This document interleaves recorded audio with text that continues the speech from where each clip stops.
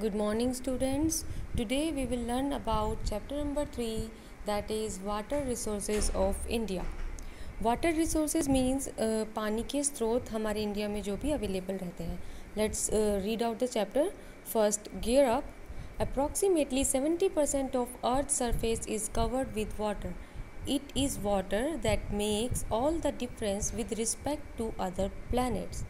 The Earth is called the watery planet because of presence of water. India has very rich water resources. Despite this, it is often called a thirsty country. What are the factors behind this? Think and conduct a group discussion. अगर हमारे classes चल रहे होते तब हम लोग करते कि हमारे इंडिया को क्या कहा जाता है, थर्स्टी कंट्री कहा जाता है, जबकि इंडिया के पास बहुत सारे वाटर रिसोर्सेज हैं.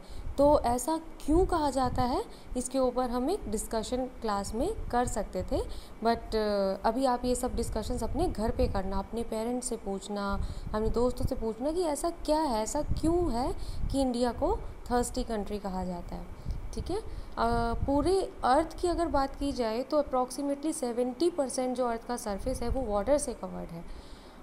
एक वाटर ही है जो हमारे प्लैनेट पे अवेलेबल है और बाकी प्लैनेट्स पर नहीं है, और इसीलिए हम अर्थ पे लाइफ है ऐसा माना जाता है.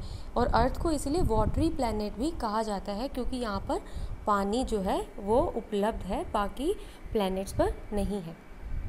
Now let's read out the chapter. Water is considered the most important natural resource. All living things need water for survival. We need water every day for drinking, bathing, cooking, cleaning, and washing. However, the most important use of water is in irrigating the field crops. Rain is the main source of water.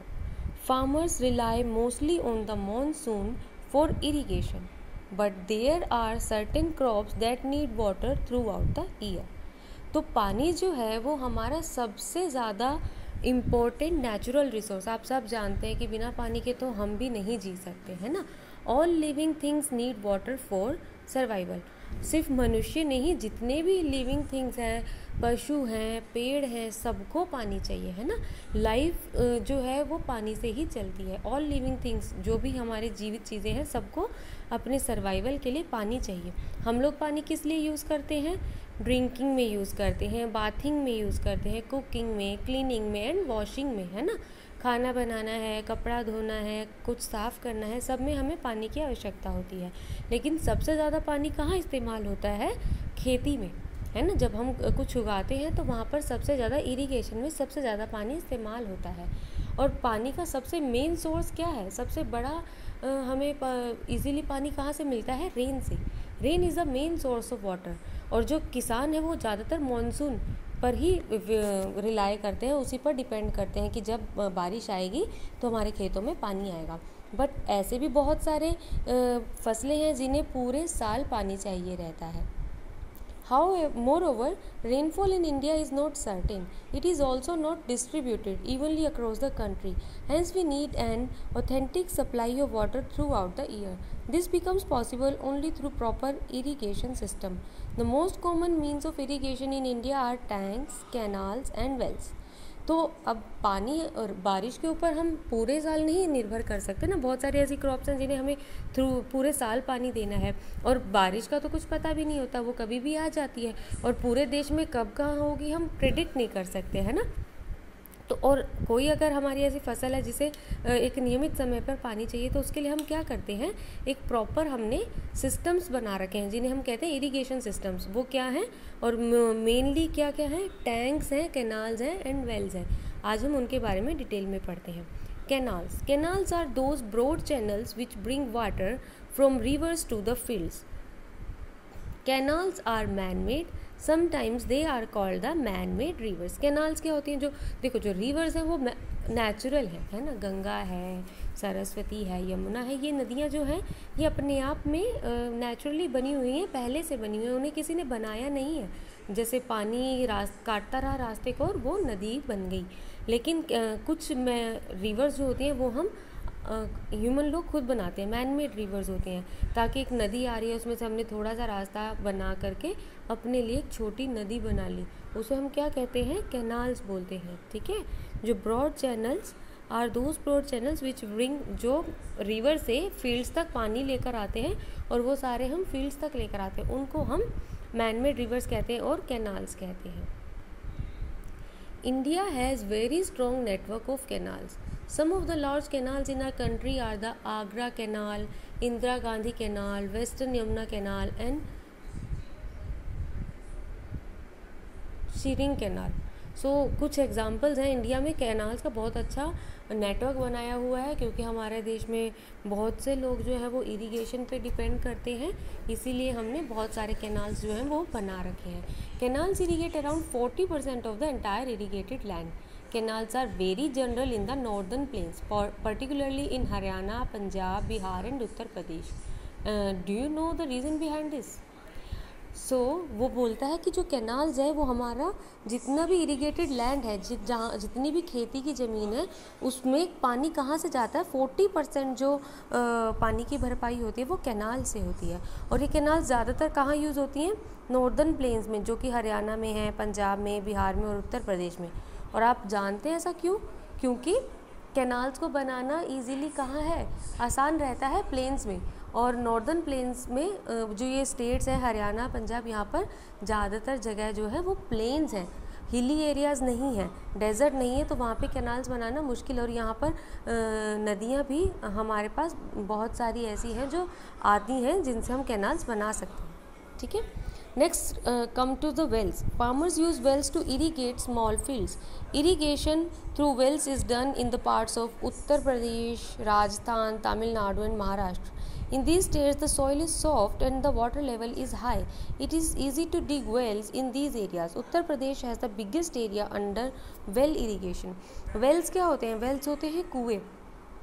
आप कुछ farmers क्या करते हैं, जिनके छोटे छोटे खेत होते हैं, उनको पानी देने के लिए कुएं जो है वो पर्याप्त रहते हैं, तो वो लोग ऐसे और ऐसी हमारे देश में कौन सी जगह, जैसे उत्तर प्रदेश है, राजस्थान है, तमिलनाडु है, महाराष्ट्र है, यहाँ की जो भूमि है, यहाँ की जो मिट्टी है वो बहुत सॉफ्ट होती है, और यहाँ पे जो वाटर लेवल होता है, पानी का जो लेवल है वो बहुत ऊंचा है, अच्छा पानी है यहाँ पर। इस वजह से जैसे ही हम थोड़ा सा भी ज़मीन को खोदते हैं, तो यहाँ पर हमें कुआं बहुत आसानी से बना सकते हैं, आराम से पानी उसमें आ जाता है, तो उस पानी से वहाँ पर इरीगेशन की जाती है। और सबसे बड़ा जो एरिया है वो कहाँ पर है ऐसा वेल इरीगेशन का? उत्तर प्रदेश में। Now let's come to the tube well. When the underground water is very deep, holes are bored using drilling machines. Pipes are inserted into these bores. Water is brought up using an electric pump. Such wells are known as tube wells. Tube wells are squarely used in Haryana, Punjab, Bihar and Uttar Pradesh. अब आपने सुना पहले कि सबसे ज़्यादा northern plains में हम किससे इरीगेशन कर रहे हैं? कैनाल से, हम रिवर से पानी लेते हैं। यहाँ की जो मिट्टी है नॉर्दर्न प्लेन्स में, यहाँ का जो वाटर लेवल है वो थोड़ा कम है, नीचे की तरफ है, तो अगर हमें वहाँ से पानी लाना है, अगर आप वहाँ कुआं खोदते हो तो वहाँ से पानी नहीं आएगा, तो कुएं से पानी लेकर आने के लिए हम क्या करते हैं? होल्स करते हैं, वहाँ पे ड्रिलिंग मशीन्स आते हैं बड़े बड़े, उनसे होल्स करते हैं, जिनको हम बोर कहते हैं, बोरिंग कहते हैं कि हमने इसमें बोरिंग किया है। ठीक है, तो उन बोर्स से पाइप्स उन बोर्स में इंसर्ट किया जाता है, और पानी को खींचने के लिए हम लोग इलेक्ट्रिक पंप यूज़ करते हैं। ठीक है, जहाँ पे हम मोटर लगा रहे हैं, बोरिंग कर रहे हैं, तो ये पूरा प्रोसेस क्या बन जाता है? ट्यूब वेल, कि ट्यूब लगा के एक वेल में आप पानी निकाल रहे हो, तो that is called tube well. और ये सारा ज़्यादातर कहाँ यूज़ होता है? वही नॉर्दर्न प्लेन्स में, हरियाणा, पंजाब, बिहार और उत्तर प्रदेश में। रीज़न कि यहाँ पर वाटर लेवल जो है वो लो है, हाई नहीं है। Now comes the tanks. Tanks are said to be the oldest means of irrigation in India. In the southern plateaus, it is very tough to dig the land because it is very rocky.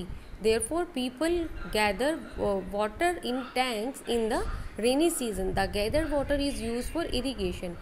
Tanks are generally used in Andhra Pradesh, Tamil Nadu and Karnataka. ये जो हमारे कुछ states हैं जो जिन्हें हम southern plateau बोलते हैं, जो जिसमें स्टेट्स कौन कौन से हैं हमारे, आंध्र प्रदेश, तमिलनाडु और कर्नाटका। यहाँ पर जो मिट्टी है वो बहुत ही टफ़ है, आप उसमें ड्रिलिंग नहीं कर सकते, उसको खोद नहीं सकते। इसलिए हम लोग क्या यूज़ करते हैं वहाँ पे हम टैंक्स यूज़ करते हैं। And what are tanks? Tanks जैसे आप पिक्चर में देख रहे हो, एक टैंक होता है, उसके अंदर पानी स्टोर करते हैं, उसी से हम पानी यूज़ भी करते हैं और इरिगेशन में हम यहीं से पानी यूज़ करते हैं। यहाँ पर आप बहुत बड़े बड़े खेत नहीं होते, छोटी छोटी जगह में, स्मॉल एरिया में इरिगेशन होता है। Now comes the dams and multi-purpose projects. To make sure a regular supply of water to canals, dams have been constructed across the big rivers. The dams hold rainwater in these reservoirs. This water is used for irrigation throughout the year. The dams serve us in different ways. They generate electricity, controls flood, and arrange for fishing grounds.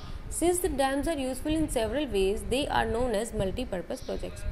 So dams क्या होते हैं? Dams आपने कभी देखा होगा, जो बड़ी बड़ी नदियां हैं वो बहुत बहाव से चलती हैं, तो उनका पानी हम रोक देते हैं, एक रुकावट, एक ऊंची, बहुत ऊंची दीवार बना देते हैं, लंबी चौड़ी दीवार बना देते हैं, जिसके पीछे हम पानी को रोकते हैं। और जहाँ रोकते हैं उसे क्या बोलते हैं? रिजर्वॉयर। जहाँ पे पानी को हमने रोका उसे हमने क्या बोला? रिजर्वॉयर। और फिर उस रिजर्वॉयर में पानी को इकट्ठा करके, एक तो होता है कि हमारी नदी बह रही है, बहे जा रही है, वो पानी सारा समुद्र में जाता है, उसके बजाय हमने क्या किया, उस पानी को रोक लिया और जब भी इरिगेशन में ज़रूरत हुई तो कैनाल्स बना दिए, छोटी छोटी कैनाल्स बना दी, और उस कैनाल्स के थ्रू वो पानी सारा कहाँ जाता है? हमारे फील्ड्स में जाता है। और हम डैम से क्या करते हैं? तो इस तरह से हमारे डैम्स क्या इरिगेशन में यूज़ हुए, हम पूरे साल अपने कंट्रोल्ड वे में पानी को भेज सकते हैं। उसके बाद हम डैम्स से इलेक्ट्रिसिटी जनरेट करते हैं, पानी को इतनी ऊपर से नीचे गिरते हैं कि काइनेटिक एनर्जी जनरेट होती है और जिसे हम कन्वर्ट करते हैं इलेक्ट्रिसिटी में। ठीक है, आप उसको फ्लड कंट्रोल कर सकते हो। अब कभी कभी क्या होता है कि बहुत सारा पानी, अगर किसी नदी में बहुत ऊंचा पानी आ जाता है तो वो आसपास के सारे इलाकों में बाढ़ आ जाती है, लेकिन डैम्स से क्या है, वो बाढ़ को आप कंट्रोल कर सकते हो, है ना। आपने पानी जब ज़्यादा आ रहा है उसको कंट्रोल कर लिया, और जब पानी कम है तब उसको छोड़ दिया। और फिशिंग हम लोग के लिए फिशिंग पर्पज़ के लिए यूज़ कर सकते हैं कि हम पानी को पोन्ड्स में मूव कर दें और उस पानी से हम फिशिंग कर सकते हैं। सो डैम्स आर वेरी यूज़फुल, क्योंकि इनके बहुत सारे यूज़ है, तो इसको हम मल्टीपर्पज़ प्रोजेक्ट्स भी बोलते हैं। A list of some significant multipurpose project of India is given below. Dam का नाम और उसके स्टेट का नाम और जिस रिवर पर वो बना है वो हमारे पास इस टेबल में दिया है। जैसे Bhakra Nangal dam is in Punjab and it is built on river Sutlej. Nagarjuna Sagar जो डैम है वो आंध्र प्रदेश में है और कृष्णा रिवर पर है। फरक बराज वेस्ट बंगाल में है और वो गंगा रिवर पर है। हीराकुद डैम जो है वो बहुत बड़ा डैम है, वो उड़ीसा स्टेट में है और महानदी के ऊपर बना है। Tehri dam is in Uttarakhand and it is on Bhagirathi river. So in this map you can see India river valley projects. यहाँ पर आपको इस मैप में इंडिया के जितने भी वैली प्रोजेक्ट्स हैं वो सब लिस्ट आउट कर रखे हैं, ठीक है ना। Now comes several people say that multipurpose projects are considered environmental harmful.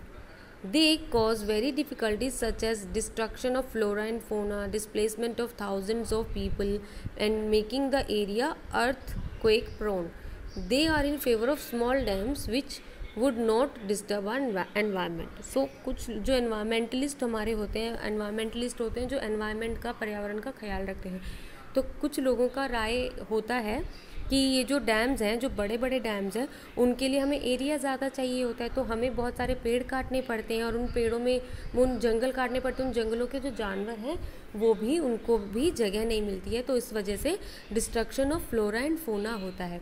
और अगर वहाँ कोई बस्ती है या गांव है तो वो गांव भी हमें खाली कराने पड़ते हैं, तो बहुत सारे लोगों को भी जाना पड़ता है।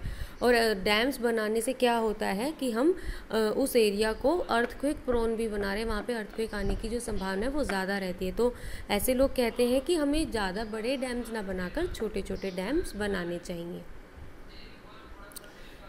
So this was all. Let's revise up the 7 lesson, which says bring to mind the most common means of irrigation in India are wells, canals and tanks and canals are क्या होते हैं? Canals are by far the most significant means of irrigation. How much % of irrigation is done by canal? 40%. Dams are known as multi-purpose project for they are useful to us in several ways. Dams को हम multipurpose projects बोलते हैं. क्यों? क्योंकि उनसे हम irrigation कर सकते हैं, उनसे हम फ्लड कंट्रोल कर सकते हैं, इलेक्ट्रिसिटी जनरेट कर सकते हैं और क्या कर सकते हैं? फिशिंग ग्राउंड्स वो हमें प्रोवाइड कराते हैं. Multipurpose projects are known as environmentally harmful. जो बिग मल्टीपर्पज़ प्रोजेक्ट्स हैं, जो बिग डैम्स हैं, वो हमारे लिए एनवायरमेंटली हार्मफुल हैं. Thank you.